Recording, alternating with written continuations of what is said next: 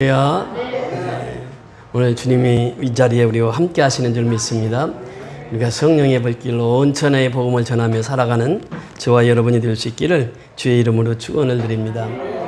참 피 흘리신 예수의 사랑 안에서, 예수의 피는 사랑입니다. 사랑 안에서 우리가 하루하루를 살아가는 것이, 그래서 우리가 하루하루의 삶이 주님 안에서 사랑 가운데 살아가는 삶이 되어야 될 줄 믿습니다. 그 사랑을 우리가 힘입고 살아가는 것이죠.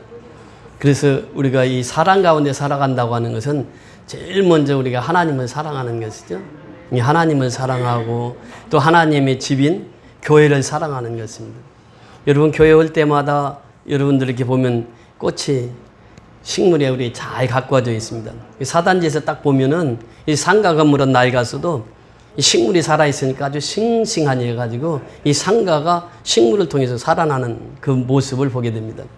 여러분 보셨는지 모르겠습니다만 우리 행운목을 키우고 있습니다.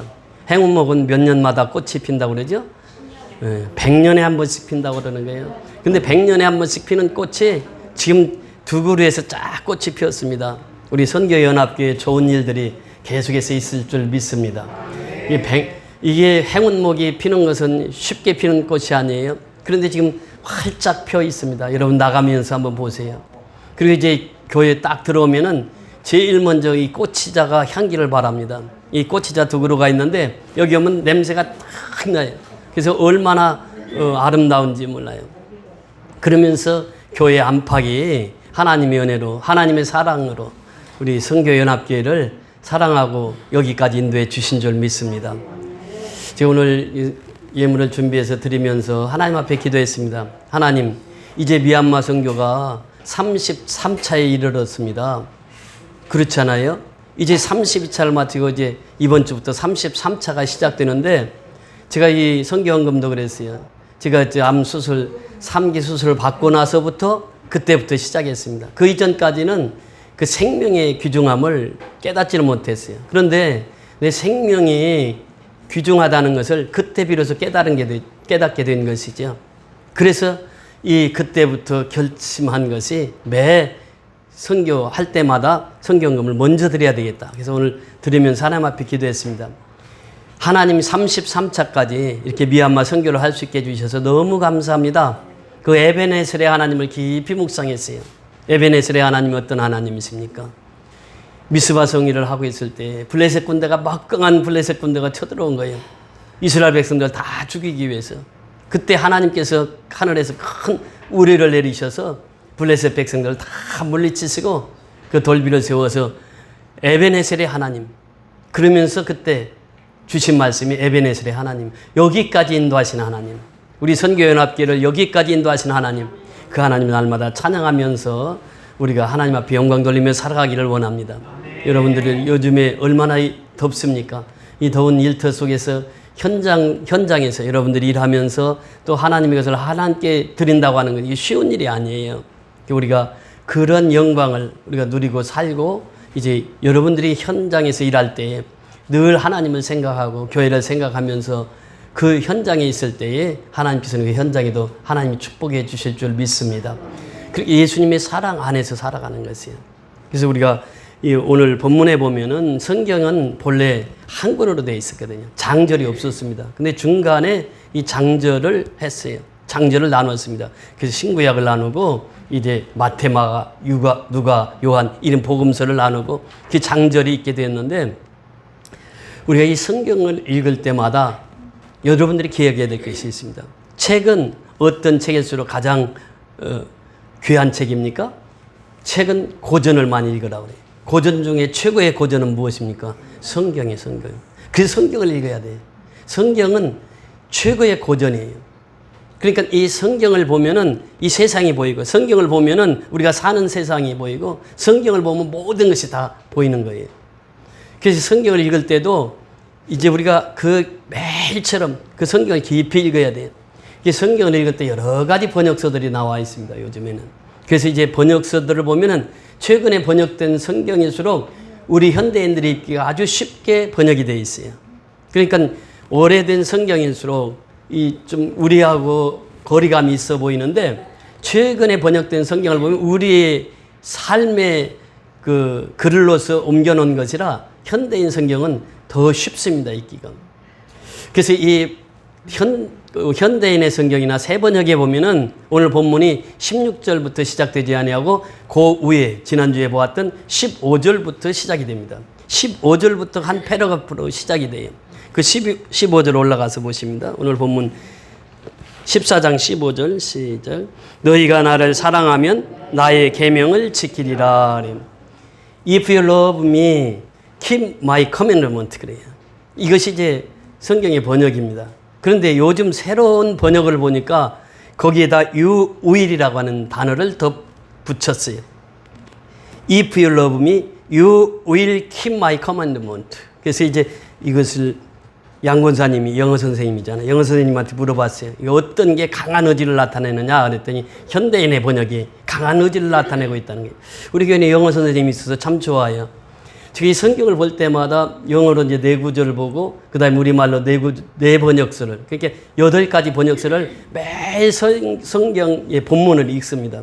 읽으면서 제가 깨닫지 못하는 것은 또 다시 보고 그래서 이걸 깨닫게 되는데 You will keep my commandment. 그러니까 너는 하나님의 말씀을 반드시 지켜야만 누구를 사랑한다? 하나님을 사랑한다는 거예요. 그러니까 하나님을 사랑하는 사람은 어떤 사람이라고? 하나님의 말씀을 반드시 지키는 자예요. 하나님의 계명을, 하나님의 약속을 반드시 지키는 자. 이 사람이 하나님을 사랑하는 자다. 그것이 이제 계속해서 나오면서 이제 성령에 대한 말씀이 나옵니다. 16절 같이 읽습니다. 16절 시작.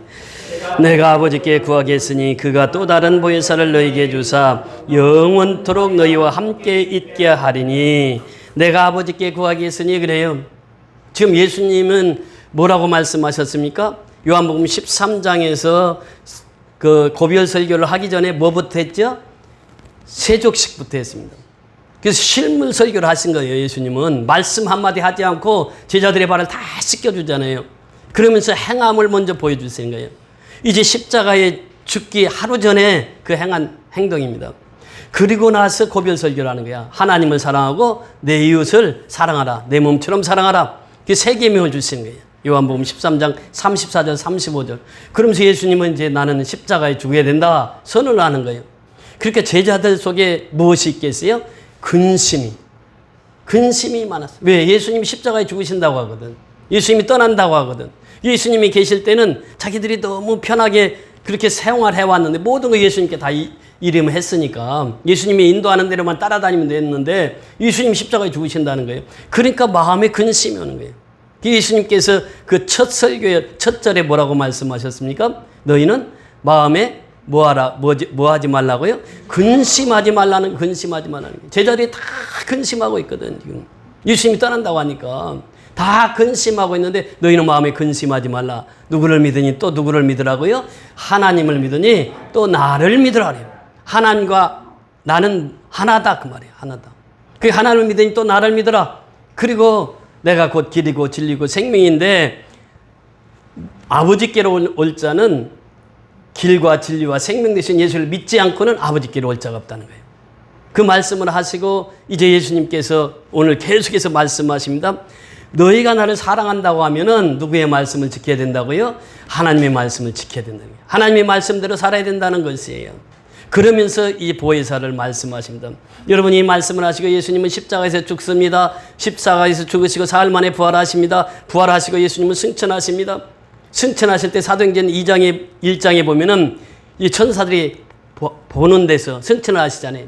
구름 타고 승천을 하신 거예요. 그리고 예수님께서 그 승천하시면서 하신 말씀, 너희가 본 그대로 내가 다시 오리라. 예수님 재림을 말씀하셨어요. 그리고 나서 사도행전 2장에 보면 오순절에 성령이 강림하십니다. 그 오순절에 성령의 충만함을 통해서 이 기독교 역사가 시작이 되는 것이에요. 그러니까 여기에서 보면은요, 오순절부터 시작해서 성령의 강림절이, 성령의 강림이 임하게 되고, 그리고 초대교회가 열어져요. 교회가 시작이 돼요. 그리고 복음이 전포되는 거예요. 그 하영조 목사님이 연예인 교회를 시작을 했습니다. 그러니까 이제 구봉설할지 곽규석이랄지 그 유명한 연예인들이 연예인교회 출신들이거든요. 그 복음을 전하면서 연예인들에게 복음을 전했어요. 그러다가 이제 오늘의 교회를 세우게 됐는데 그분이 목회를 하면서 철칙이 처음에는 복음만을 전했더니 복음만. 그러니까 연예인들 처음들이 다 성경 공부시켜서 복음을 열심히 전도해서 그래서 이제 오늘의 교회를 세우게 되는데 복음을 증거하다가 보니까 복음만 가지고는 부족하더라는 거예요. 자기가 생각하기는. 그래서 이 핵심이 뭐냐? 기독교 핵심이 뭐냐? 예수님이 죽으셨다가 사흘 만에 부활하신 이 부활을 가르치기 시작했어요. 이제 복음에다가 이제 부활을 가르치기 시작했어요. 부활을 계속 가르쳤는데 사람이 알기는 아는데 변화가 안 되더라는 거예요. 이제 이 복음을 깨닫고 부활도 하는데 이제 사람이 변화가 안 되더라는 거예요. 그래서 또 하나님 앞에 기도했더니 하나님 이거 복음하고 부활 가지고 안 되겠는데요. 하나님 뭘 더 해야 됩니까? 그러니까 성령을 받아야지 그래. 그래서 이제 그때부터 성령 운동을 시작한 거예요. 그래서 이분이 여의도 순복음교회 가서 그 복음을 전할 때에 그분이 그런 간증을 하신 거예요.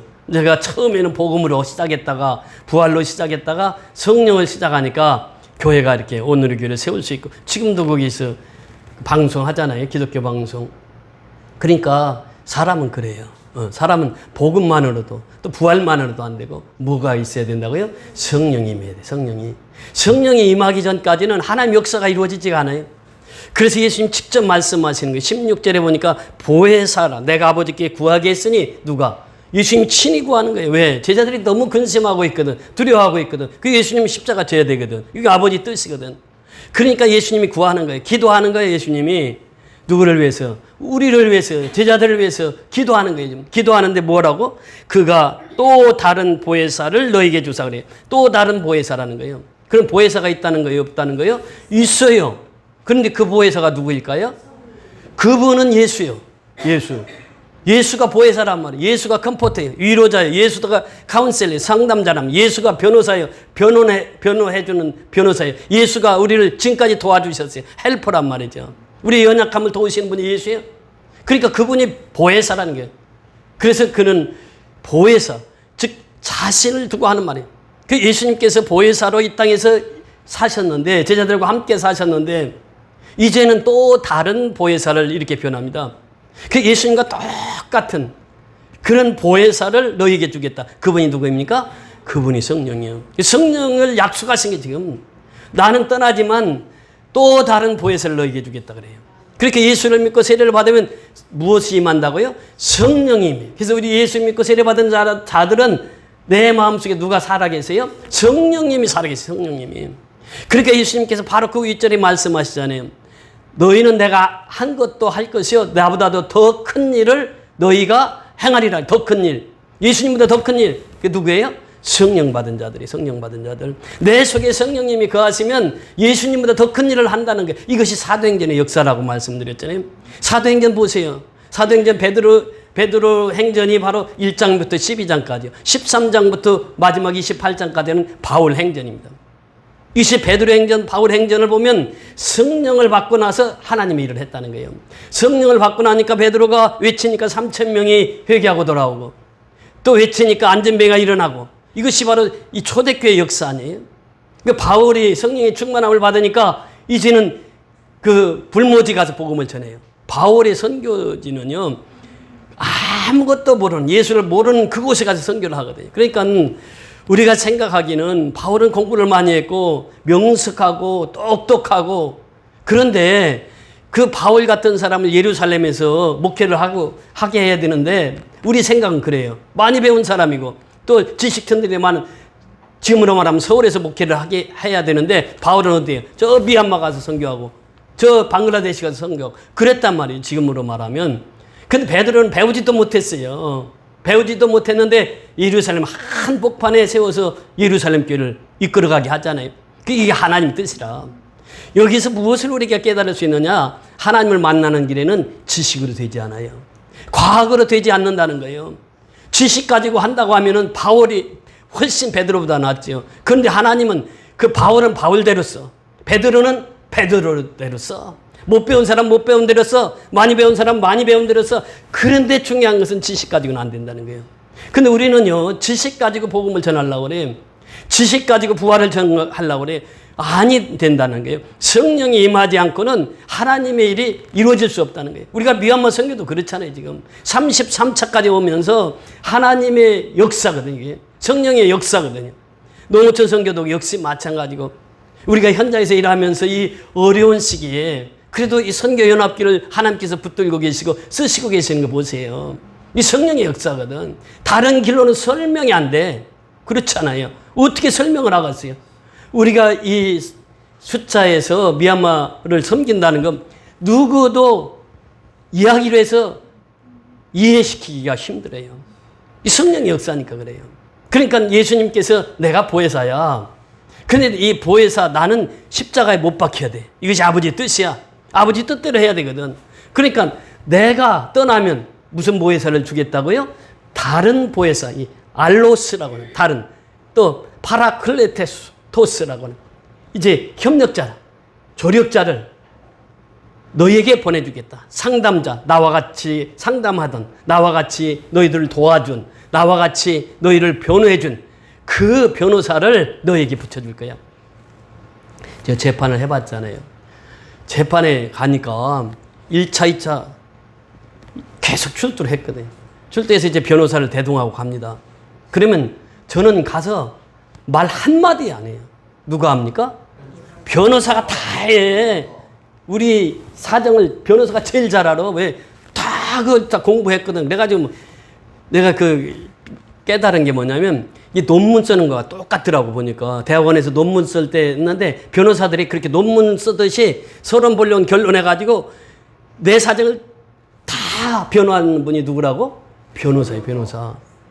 예수님이 우리의 변호사란 말이에요. 성령님이 우리의 변호사예요. 그러니까 너희가 할 말을 미리 염려하지 말라. 너희 속에 있는 성령님이 다 가르쳐서 할 거야. 이것입니다. 그래서 성령님은 변호사가 되는 거예요. 성령님은 하나님의 대리자가 되고 하나님이 되시는 거예요. 그래서 성부 하나님께서 예수 그리스도를 십자가에 못 박아야 되고 예수 그리스도를 십자가에 못 박고 사흘 만에 부활해서 이제 예수님은 다시 오신 예수, 재림 예수에 대해서 말씀하시고 그 안에 예수님께서 떠나기 전에 내가 다른 보혜사를 너희에게 주겠으니 다른 보혜사는 나보다도 더 유익한 분이야. 그렇잖아요. 그렇잖아요. 그 나보다 더 유익한 분을 너희에게 보내주실 거예요. 이 보혜사 성령님이라면 다른 보혜사라는 게 다른 보혜사. 다른 보혜사를 뭐라고 말합니까? 너희에게 주사 어떻게 한다고? 영원토록. 예수님은 우리가 영원토록 있었나요? 그 당시는 33년밖에 안 있었어 예수님이. 그리고 예수님은 십자가에 죽으셨잖아요. 그리고 떠났잖아요 제자들을. 그런데 다른 보혜사 성령님은 어떻다고요? 영원토록 영원토록. 물론 구약에서는 그렇지 않았어요.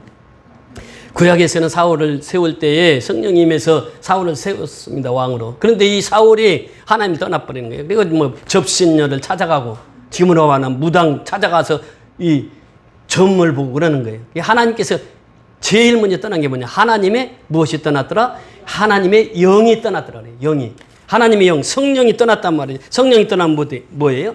육신적인 것은 죽은 거나 마찬가지예요. 그 성령이 떠났다는 것은 뭐예요? 왕권이 이제 너는 더 이상 왕을 할 수가 없어. 너는 왕이지만 성령이 떠났어. 그러니까 너는 끝이야. 그 말이거든. 그리고 이제 다윗이 왕권을 이어받잖아요. 사울이 그 성령이 떠나니까 왕권이 떠나는 거예요. 그래서 더 이상 왕을 못해. 그래서 다윗을 왕을 세우잖아요.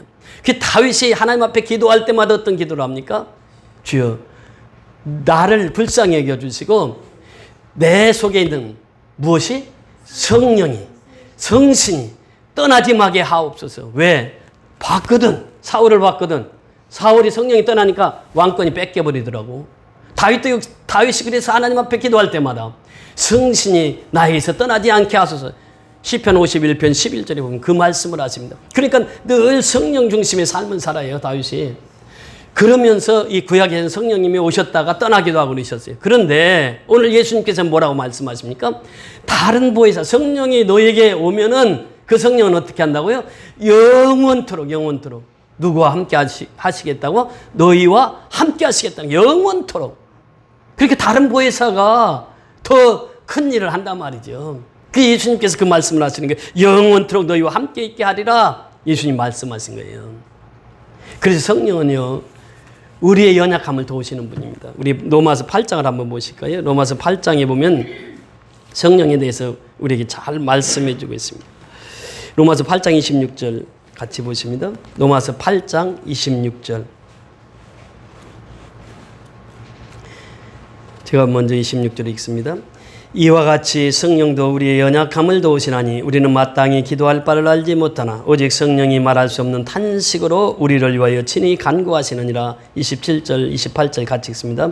마음을 살피시는 이가 성령의 생각을 하시나니 이는 성령이 하나님의 뜻대로 성도를 위하여 간구하심이라. 우리가 알거니와 하나님을 사랑하는 자 곧 그의 뜻대로 부르심을 입은 자들에게는 모든 것이 합력하여 선을 이루느니라. 모든 것이 합력해서 무엇을 이룬다고요? 선을 이루는 거예요. 자, 보세요. 여기에 보면 26절에 이와 같이 성령도 우리의 무엇을 도우신다고요? 연약함을 도우신. 우리가 얼마나 연약합니까? 지금 참 연약해. 지금 지구촌 보세요. 전쟁이 이곳저곳에서 나고 우리나라도 지금 이제 대통령이 새로 됐습니다만 또 그 나라가 어지럽고 그러니까 이 세계적인 정서나 우리나라 지금 현재 임한 것이나 어디 평안한 것이 없어요. 이 지구촌은 어떻게 한다고 그랬죠? 항상 흔들리는 지구촌입니다. 흔들리지 않는 지구촌이 없어요. 항상 지금까지 그래 왔어. 예, 흔들려 항상. 그 참된 평안은 누구 속에만 있습니까? 하나님께만 있어요. 그 우리 인생은 다 연약해. 다 부족해. 나는 할 수 없어. 근데 내 속에 있는 성령님은 어때요? 다 하실 수 있는 거예요. 그 성령님이 나의 연약함을 도우시는 분이에요. 헬퍼란 말, 헬퍼.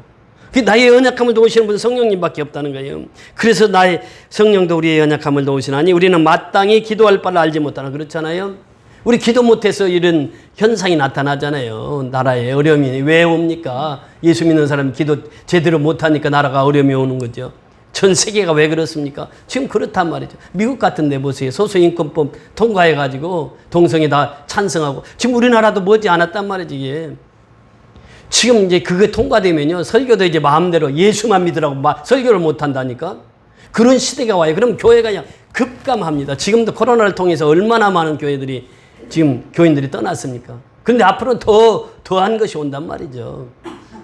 그래서 우리가 이 말씀을 보면서 깨닫는 것이 무엇입니까?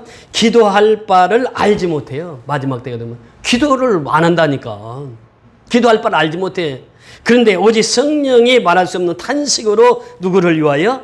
우리를 위하여 친히 간구하시는 거예요. 성령은 어떤 분이에요? 우리를 위해서 간구하시는 분이에요. 내가 알지 못하는 건 성령께서 다 하셔.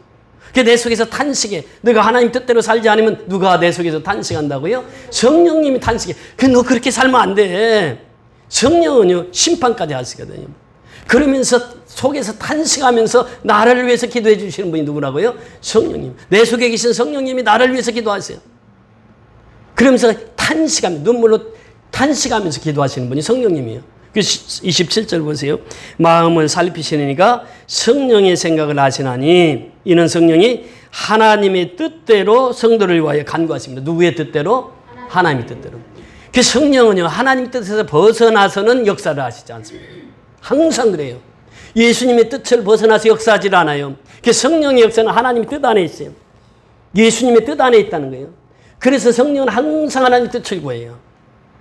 하나님 기뻐하시는 것, 예수님이 기뻐하시는 것, 그 성령을 뭐라고 합니까? 하나님의 영, 예수의 영이라고 그래요. 하나님의 뜻대로 간구하시는 거예요. 이분이 성령입니다. 우리는 바르게 기도 못해요. 우리의 기도 보세요. 처음 나와서 기도할 때는 자신만을 나의 몸이 아프니까 하나님 내 몸 치료해 주세요. 또 가정을 위해서, 또 더 나가서는 이제 그 지역을 위해서 기도하는데, 그래서 이제 신앙이 깊어져야 이제 선교까지 기도가 가능한 거예요. 그런데 성령은 하나님 뜻을 다 하셔. 그래서 내 속에서 탄식하면서 내가 바르게 하나님 앞에 구해야 돼. 이거 성령께서 하시는 일이란 말이에요. 그러면서 27절 그 말씀, 하나님 뜻대로 성도를 위하여 간구하심이라 그래요. 우리가 알거니와 하나님을 사랑하는 자 그래요. 우리가 알거니와, 우리가 첫째는 하나님을 알아야 됩니다. 이것이 가장 중요해요. 호세아를 보세요. 호세아 선지자를 통해서 우리에게 주시는 교훈이 무엇입니까? 고멜이라고 하는 여인을 취해서 결혼하라고 그러거든. 그 고멜은 어떤 사람이에요? 기생답처럼 기생, 창녀란 말이죠. 그런데 이 여인하고 결혼하고 났는데 아들을 낳아요. 낳아가지고 이름까지 다 줬어. 그래서 이제 살다가 또다시 바람피로 나가는 거예요. 그러면 호세아는 어떻게 해요? 그 값을 지불하고 아내를 찾아와. 그럼 또 나가. 이것이 고멜입니다. 고멜이 누구예요? 오늘날 우리 자신이야. 호세아는 누굽니까? 하나님이시 하나님. 하나님은 끝없이 우리를 사랑해. 우리는 하나님을 배반하고 떠나요. 근데 하나님은 어때요? 끝없이 사랑해. 다시 돌아오기를 원해. 다시 돌아오기를 원해. 이 탕자처럼 우리는 아버지 집을 떠나. 그러나 아버지는 한시도 탕자를 잊어본 적이 없어. 탕자를 날마다 기다리고 있어요. 호세의 핵심이 무엇입니까? 여호와를 알자. 힘써 여호와를 알자. 하나님을 아는 것처럼 중요한 것이 없어요. 하나님을 어떻게 알아야 돼요? 성경을 읽음으로. 근데 성경을 읽고 깨닫는 것은 누가 역사하시는 거예요? 성령님 역사예요. 그러니까 모든 성경은 하나님의 감동으로 된 것으로 그래. 하나님의 감동. 그러니까 하나님의 감동으로 된 것은 뭐예요? 성령으로 이 성경이 기록되어 있단 말이에요. 그러니까 성령을 통하지 않고는 하나님의 말씀을 깨달을 수가 없다는 거예요. 이 기록된 말씀은 로고스라고 합니다. 우리가 성경을 읽을 때 로고스의 말씀을 읽어요. 그런데 깨닫게 하시는 건 뭐예요? 성령께서 내 마의 말씀으로 깨닫게 하는 거예요. 이 말씀이 내 말씀으로 와닿는 거예요. 설교를 듣는데 지금 이 말씀이 내 말씀으로 들려지는 거예요. 이게 뭐예요? 내 말합니다. 내 말은 성령의 역사를 통해서 각 사람에게 들려지는 거예요. 보세요. 성령의 역사는요. 사도행전 2장 보세요. 16개 나라의 사람들이 다 와서 지금으로 말하면 미국 사람도 오고 러시아 사람도 오고 중국 사람도 오고 일본 사람도 오고 각국에서 16나라가 왔어요. 베드로가 설교해요. 설교하는데 그 사람들이 어떻게 알아들어요? 다 누구의 말로 알아들었어요? 자기 말로 알아들었어. 베드로가 지금 예를 들어서 영어로 성교하고 있는데 한국 사람이 한국말로 다 통역해가지고 한국말로 다 들려버리는 거예요. 영어로 설교를 하고 있는데 러시아 사람은 어떻게 들려? 러시아 말로 다 들리는 거예요. 이게 성령의 역사거든. 사도행전 2장의 역사가 바로 그거거든요. 그래서 사도행전 2장 1절부터 4절까지 보면 성령이 불같이 임했다. 불같이. 생수같이 임하는 거예요. 불같이 임하고 생수같이 임하고 기름같이 임하시는 성령이에요. 그 성령의 역사가 일어나야 하나님의 뜻을 깨닫게 된다는 거예요. 그러니까 성령은 늘 하나님의 뜻대로 간구하는 분이에요. 하나님의 뜻을 벗어나지 않는다는 거예요. 예수님의 뜻을 벗어나지 않는 하나님의 뜻 안에서 간구하시는 분이에요. 그래서 성령 안에 머물러 사는 사람은 뭐예요? 모든 것이 합력해서 어떻게? 선을 이루는 거예요. 선을 이루는. 선이 무엇입니까? 이 선이 복음 전하는 거거든. 선이. 생명 살리는 것이 선이에요. 복음을 전하는 것이 선이에요. 전도하는 것이 선이에요. 죽은 자를 살리는 것이 선이란 말이에요. 선교하는 것이 선이란 말이죠. 그러니까 우리가 미얀마 33장까지 왔는데 그 역사를 보세요. 모든 것이 합력해서 선을 이루는 거예요. 우리 자신 가지고는 안 돼. 그러니까 하나님께서 돕는 협력자들을 보내주시는 게 누구를 통해서? 성령님을 통해서요. 성령님을 통해서. 우리가 알거니와 8장 18절로 올라가서 보세요. 18절 시작.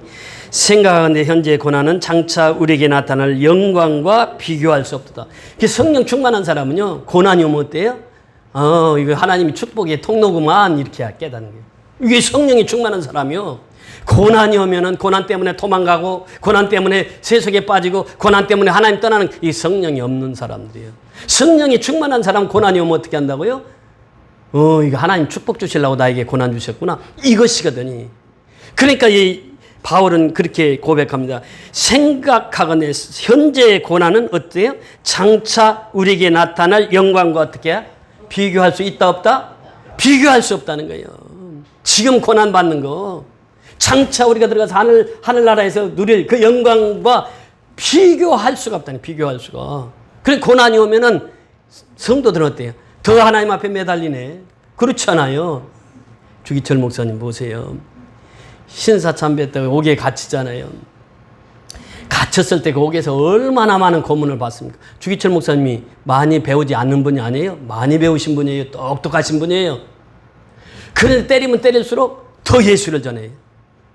그 사모님이 더 훌륭하잖아요. 그렇게 피투성이된 주기철 목사님 보고 뭐라고 말합니까? 목사님 승리하세요. 그래. 승리하세요. 굴복하지 마세요. 그래. 끝까지 신사참배 안고 끝까지 그 승리하잖아요. 그러니까 죽음으로까지 하나님 앞에 변심하지 않고 끝까지 버텨나가죠. 그게 무슨 힘이에요? 누가 주시는 힘으로? 성령의 힘입니다. 우리 인간은 그렇게 할 수 없어요. 인간은 고문당하면요 일찍이 불어버려. 고난 피하려고. 성령의 역사니까요. 자기가 그 옥에서 죽을 때까지도 그냥 부인은 않잖아요. 끝까지 예수님을 높이고 예수님을 부인하지 않아요. 끝까지. 이 성령이 사람들에게 돼요. 손양원 목사님 같은 이 손양원 목사나 주기철 목사님이 한국의 교회가 있었기 때문에 그들의 피를 통해서 한국 교회가 이렇게 성장하게 된 거예요. 오늘날도 역시 마찬가지네요. 피 흘림이 없으면 사함도 없다고 하는 거예요. 우리 한국 교회가 이렇게 지금 성장할 수 있었던 배경에는 그러한 인물들, 그러한 목사님들이 계셨단 말이에요. 그래서 그들은 죽기까지 하나님을 사랑했던 것이죠. 그 고난이요, 현재 고난이 장차 우리에게 주어질 영광과는 좋게 비교할 수가 없다는 거예요. 그래서 우리는 날마다 예수를 시인하고 살아요. 로마서 8장 9절 10절 한번 보십니다. 9절 10절 그 위에 올라가서 시작. 만일 너희 속에 하나님의 영이 거하시면 너희가 육신에 있지 아니하고 영에 있나니 누구든지 그리스도의 영이 없으면 그리스도의 사람이 아니라 또 그리스도께서 너희 안에 계시면 몸은 죄로 말미암아 죽은 것이나 영은 의로 말미암아 살아있는 것이에요. 육과 영이 있다는 거예요. 완전히 그렇잖아요. 그래서 6절에 올라가서 보면은 5절에부터 보면요. 5절에 보면 육신을 따르는 자는 육신의 일을, 영을 따르는 자는 영의 일을 생각하나니 육신의 생각은 뭐예요? 사망이요. 영의 생각은 생명과 평안이니라. 육신의 생각은 하나님과 원수가 되나니 이는 하나님의 법에 굴복하지 아니할 뿐만 아니라 할 수도 없습니다. 그 육신에 있는 자들은 누구를 기쁘시게 할 수 없다? 하나님을 기쁘게 하시게 할 수가 없다. 우리는 육신을 다 가지고 삽니다. 근데 육신 속에 있는 자는 하나님이 저 기쁘시게 할 수가 없는 거예요. 육신은 사망으로 가는 길이거든요.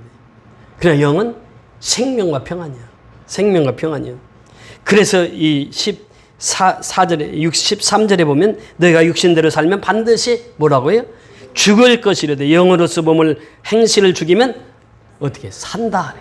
영으로서 몸의 행실을 죽여야 돼요. 이것이 신앙이거든요. 이것이 NIBC란 말이죠. 우리 교회 미얀마 선교할 때 우리 지금 매달 그 개척교회에서 5만 원씩 헌금을 하는데 그 양병성 목사님이랑 그분의 따님이 양혜린이라고 그 한동대 다닐 때요.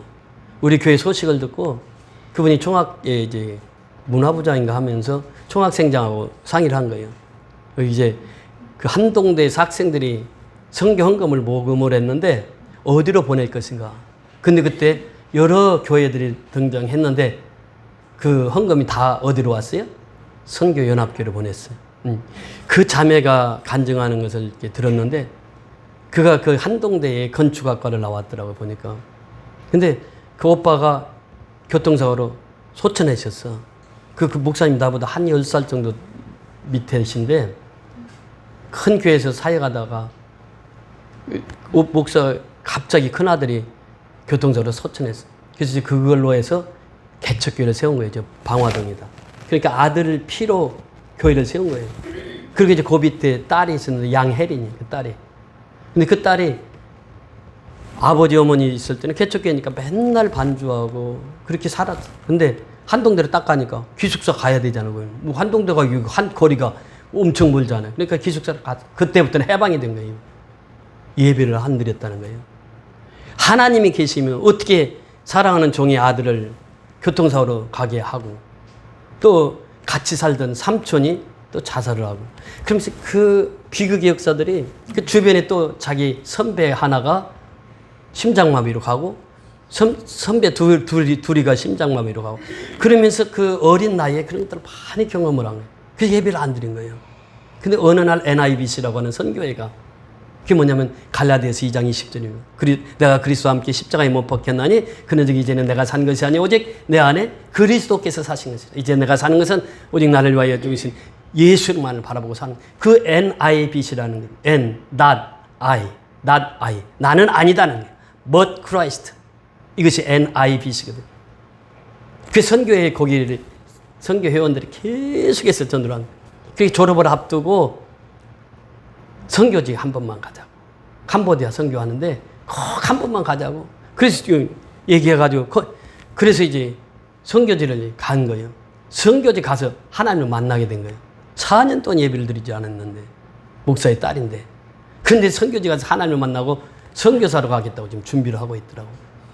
자기가 건축을 했기 때문에 건축 설계나 교회 짓는데 가장 필요한 사람이 된 거예요.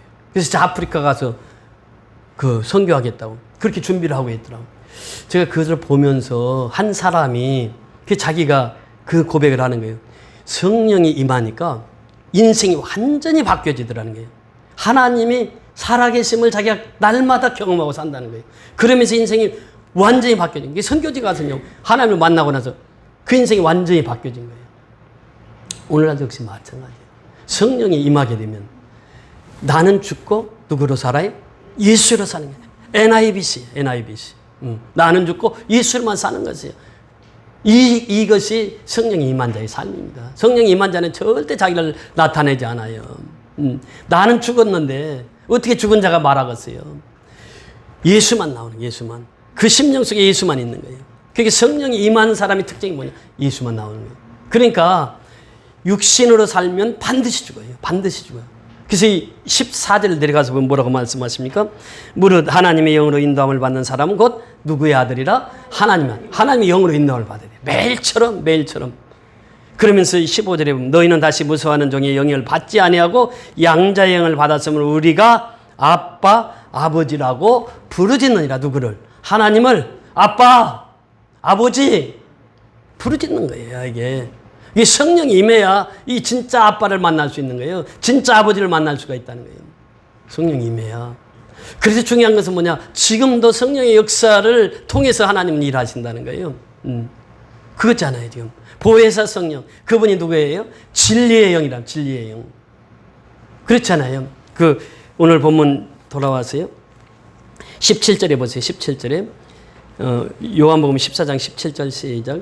그는 진리의 영이라 세상이 능히 그를 받지 못하나니 이는 그를 보지도 못하고 알지도 못함이라. 그러나 너희는 그를 아나니 그는 너희와 함께 거하시며 또 너희 속에 계시겠습니다. 진리의 영이라. 진리의 영이 뭐예요? 말씀의 영이라는 거예요. 말씀의 영. 성령은 말씀의 영이에요. 그래서 성령은 진리 가운데 우리를 인도하는 거예요. 매 순간순간 말씀으로 인도하는 영. 그게 진리의 영이라 이렇게 말. 세상은 능히 그를 받지 못하. 어떻게 받아요? 세상 사람들은 그 진리를 몰라요. 진리 몰라요. 진리라고 하는 것이 무엇입니까? 이 진리가 곧 예수거든요. 예수를 몰라. 그 진리의 영이라고 하는 것은 예수의 영이라 그 말이에요. 그래서 이 진리를 깨닫게 되는, 말씀을 깨닫게 되는, 말씀을 깨달으니까 어떻게 진리가 너희를 자유케 하리, 자유함을 누리는 거예요. 이게 성령의 역사란 말이죠. 내가 너희를 고아와 같이 버려두지 아니하고 너희에게로 오리라 그래 말씀은. 너희에게로 오리라. 제가 필리핀 선교하면서 두 고아를 양아들로 삼은 적이 있는데 마닐라에 있는 그 친구는 처음 가서 복음을 전하는데 그날 저녁에 가서 집회를 했어요. 근데 이 아이가 18살 때인데 예수를 믿겠다는 거예요. 세례를 받겠다는 거예요. 근데 시간을 보니까 세례 주고 올 시간이 없어. 마닐라 숙소까지 와야 되니까. 그래서 이제 그 현지인 목사님한테 세례를 주라고 그러고. 근데 그 아이가 18살인데 병원에서 태어났어요. 태어났는데 부모가 없어. 버리고 도망가 버렸어, 부모가. 그래서 걔를 이제 어떤 분이 양자로 삼았어. 양자로 삼았는데 18살까지 공부를 안 시킨 거예요. 그래가지고 공부를 안 해. 초등학교도 안 들어갔어. 18살 먹었는데 이게 자기 이름도 못 쓰네. 그래서 그때 우리 다시 그 애를 만나서 이제 그때 세례를 받고 나서 그때 초등학교부터 보냈습니다. 그 아이를. 18살에 초등학교로 들어갔어요.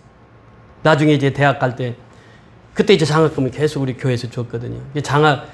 대학 갈 때 너 뭔 공부하고 싶냐 그랬더니 그 시맨이 되고 싶다는 거예요. 바다 그 해양대, 우리나라로 말하면 해양대를 가고 싶다는 거예요. 그래서 해양대가 두 가지가 있었는데 해양 전문대가 있었고 해양대학교가 있었어요. 2년제가 있고 4년제가 있어요. 어떤 걸 갈래? 나는 해양대학을 가라고 그랬거든. 그랬더니 자기가 해양 전문대를 가겠다고. 그 해양대 전문대까지 나왔어요. 그러고 나서 이제 그가 일터 사역자가 됐는데 걔가 이래서 돈을 보니까 어떻게 하냐면 청년들 컨퍼런스 있으면 자기가 다 돈을 대줘. 그것도 자기 이름으로 안 해. 그러니까 몰라. 목사님들이 누가 돈을 줬지? 나중에 알고 보니까 그 아이가 줬더라고. 하나는 그 바기오에 있는 아이예요. 그 아이는 몇 번 소개를 했죠. 그 아이도 병원에서 태어나자마자 버려진 거예요. 그래서 양아버지 밑에서 자라다가 이제 크리스 학장이라고 필리핀 신학대왕이 그 학장이 양자로 삼았어요. 그때 중학교 2학년 때 만났어요. 그 친구를. 그 만나가지고 그 친구한테 물어봤어요. 너는 꿈이 뭐니? 그랬더니 나는 나와 같이 고아로, 나와 같이 어려운 이웃들을 치료해 주기를 원한다고. 그래서 나는 의사가 되고 싶다고 그래. 그래서 그럼 의대까지 가야지. 그래서 그 바기도에서 바기도에서 제일 좋은 그 바기도 신학대학 바로 그 옆에 있거든요. SLU인가? 거기 바로 옆에 있는데 그 대학에 의과대학을 졸업해가지고 지금 의사 면허증을 따가지고 지금 현재 의사로 하고 있습니다. 그 친구 한 말이 있어요. 목사님 늙으시면요 제가 이제 목사님 아프면 비행기 타고 와서 치료해 줄게요. 아직 그 소식은 못 전했어요. 내가 안 아프니까 아직. 근데 그 아이 둘을 키우면서 양자로 삼아서 이렇게 쭉 하는데 이 고아와 같이 버려두지 않는다고 하는 것은 무엇입니까? 예수님이 떠나면 제자들은 뭐가 돼요? 고아처럼 이제 그들이 살 수밖에 없는 상황이거든. 그런데 고아와 같이 버려두지 않냐고 내가 너 있는 곳에 어떻게 다시 온다는 거예요. 하나님 떠나면요 우리는 다 고아거든. 그러면서 하나님 말씀하신 거예요. 이제 19절에 보면 조금 있으면 세상이 다시 나를 보지 못할 것이라되 너희는 나를 보리니 이는 내가 살아있고 너희도 살아있겠음이라. 다시 온다는 거예요 예수님은. 예. 그러니까 너희는 고와 같이 버려두지 않아. 말씀 20절 다 같이 읽습니다. 시작. 그날에는 내가 아버지 안에 너희가 내 안에 내가 너희 안에 있는 것을 너희가 알리라. 여기 보세요. 얼마나 귀중한 말씀. 그날이 뭐예요? 오순절날 성령이 강림한 날. 그날에는 내가 아버지 안에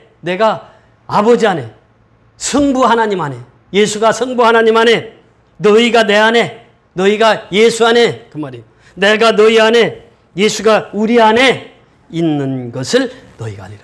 성령 받지 못하면 이걸 모르거든. 내 속에 예수가 있는 걸 모른다니까. 느껴지지가 않아요. 근데 성령 받으면요 그걸 깨닫는 거예요. 아 아버지가 예수님 안에 예수님이 내 안에 그 내 안에 누가 계신다고?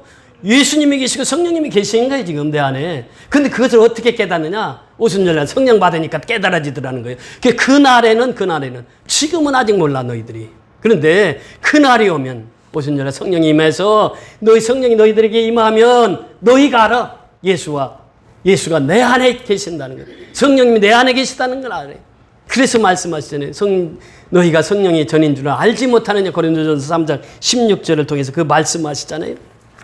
그러면서 예수님께서 말씀하세요. 너희 몸은 너희가 하나님께로부터 받은 바 누구에게로부터 받은 바? 하나님께로부터 받은 바. 너희 가운데 계신 성령의 전인 줄 알지 못하느냐. 너희 가운데 계신 성령의 전인 줄 알지 못하느냐. 성령의 전이라면 우리가 교회란 말이지. 우리 몸이 하나님께로부터 받은 몸이요 성령의 전인 줄 알지 못하느냐. 너희가 너희의 자신의 것이 아니라 그래요. 중요한 것은 그래요. 내 몸은 내 몸이 아니라는 거예요. 이제는 나이 못 크라이스트라는 거예요. 이제는 내 몸이 아니에요. 누구의 몸이라고? 하나님께 속한 몸이. 성전. 교회란 말이에요. 내 몸이. 그러면서 값으로 산 것이 되었으니 무슨 값으로? 예수의 피값으로 사신 거예요. 교회는 그래서 예수님 피값으로 사신 거예요. 내 안은 예수의 피값으로 산 바 되었다면 값으로 산 것이 되었으니 그런즉 너희 몸으로 하나님께 무엇을 돌리라? 영광을 돌리라. 너희 몸으로. 그래서 우리가 먹든지 마시든지 다 하나님의 영광을 위해서 살아가는 것이 우리 현재의 삶입니다. 예수 믿는 자의 삶이라는 거예요. 그래서 오늘 우리에게 주신 말씀 보혜사 성령 늘 우리 곁에서 도우시는 분이에요. 우리를 변호해 주시고 변호사하시고 나의 상담자가 되시고 나를 돕는 자가 되시고 나를 위로하는 위로자가 되시고 카운셀러 상담자가 되신 그 성령님 보혜사 성령님이 지금 내 안에 계시다는 거예요. 그래서 우리는 그 성령님을 의지하고 하루하루를 살아야 믿음으로 승리하는 삶을 살아가게 되는 줄 믿습니다. 할렐루야. 고맙고 감사하신 아버지 하나님, 오늘도 귀한 생명의 말씀을 받았습니다. 예수님께서 말씀하셨습니다. 나는 보혜사인데 또 다른 보혜사를 너에게 주겠노라고 말씀하셨습니다. 또 다른 보혜사는 성령님을 보내주시겠다는 것이요. 오순절날 성령이 임했을 때 그들의 삶이 완전히 변화됐습니다. 그래서 그들은 세계를 다니며 복음을 전했습니다. 생명을 전했습니다. 선교했습니다. 이것이 성령의 역사인 줄 믿습니다. 오직 성령이 너에게 임하시면 너희가 권능을 받고 예루살렘과 온 유대와 사마리아와 땅 끝까지 이르러되 증인이 되리라고 말씀하셨사오니 그 말씀 증인은 내가 죽고 예수로만 사는 자가 증인인 줄 믿습니다. NIBC가 우리 삶 속에 날마다 일어나게 해주셔서 나는 죽고 예수로만 살아가는 선교연합계 모든 성도들이 되게 축복하여 주시옵소서. 내 안에 성령님이 계시고 성령의 전임을 날마다 깨닫고 이 삶의 현장 속에서 내가 고난이 오면 이제 하나님께서 축복의 통로로 이제 주셨다고 하는 것을 깨닫고 고난 때 더 부르짖게 하시고 더 하나님 앞에 더 가까이 나가는 선교연합계 모든 성도들이 되게 축복하여 주시옵소서. 예수 그리스도 이름으로 감사하고 축복하며 기도드리옵나이다. 아멘.